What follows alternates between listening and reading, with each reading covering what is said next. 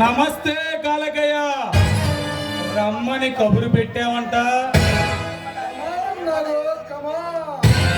నీకోసమే ఎదురు చూస్తున్నా.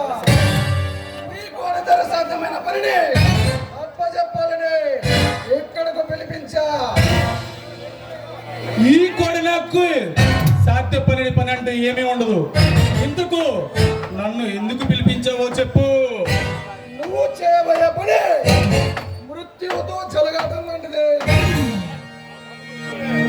ఆ ముత్తిని సైతం ఈ యమపురికి పంపించగల సత్తా ఈ కోడిలాగు దగ్గర, ఈ కోడిలాగు దగ్గర చాలా ఉంది. నాకు కాలకేయ నీ సత్తా గురించి నాకు తెలుసు. నాకు అందుకే ఇక్కడకు పిలిపించా. మన దగ్గర ఉన్న ఆ కోల్డ్ బిస్కెట్స్ లో గోవా పట్టి వారికి అందించి వాళ్ళు ఇచ్చే మనీని నువ్వు తీసుకురావాలి. ఇంత చిన్న పనికి, ఇంత చిన్న పనికి ఈ కోడి నాకు అవసరమా? నీకిదే చిన్న పని అయిపోయినా కానీ ఏసీపీ యుగంధర్ని ఎదిరించి ఈ పనిని సాధించుకొచ్చే తప్ప మన వాళ్ళలో లేదు. అయితే ఆ ఏసీపీ యుగంధర్ కన్ను మన మీద పడిందన్నమాట.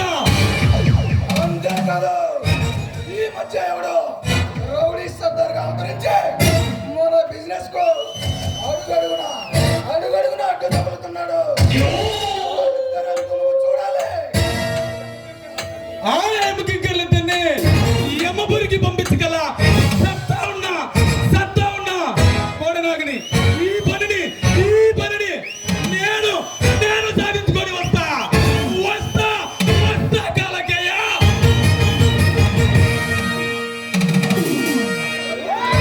జరుగుతున్న ఈ రణరంగంలో వాళ్ళిద్దరిని చంపే ఈ పల్లాడి సీమను ఎదురులేని మనగాడిగా ఈ సీమను శాసిస్తా.